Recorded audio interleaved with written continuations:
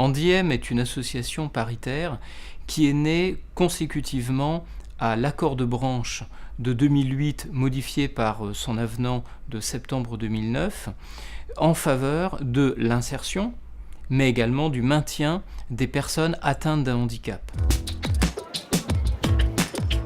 Après 2 ans de vie de Handiem, 2 axes se détachent. Une offre de service dédiée avec des outils de communication, des brochures d'information plus généralistes et en même temps plus spécifiques sur les différents aspects du handicap, ses différentes formes, les différentes définitions et les différentes situations professionnelles avec les réflexes associés qui permettent justement une meilleure insertion et une meilleure consolidation et adaptation des personnels handicapés au sein des entreprises.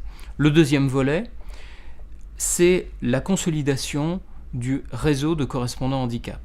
Très simplement, un correspondant handicap a été désigné dans chaque entreprise pour faciliter l'ensemble des démarches, soit d'intégration, soit de maintien dans l'emploi de personnes atteintes d'un handicap. Je travaille chez Novo Nordisk depuis 20 ans à peu près. J'ai une maladie déclarée depuis 15 ans, en voie d'évolution, qui me fait perdre la vue, le champ visuel.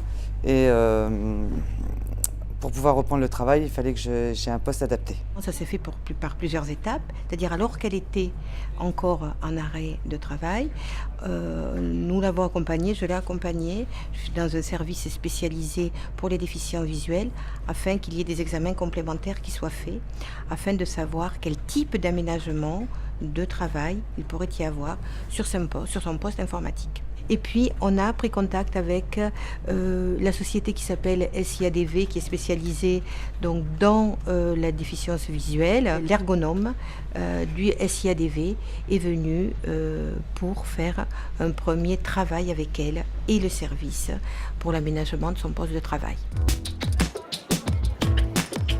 Christine est revenue il y a un petit peu plus d'1 mois avec des aménagements de poste, surtout sur le poste informatique, avec un logiciel de grossissement de texte notamment, un écran plus grand et aussi un téléagrandisseur.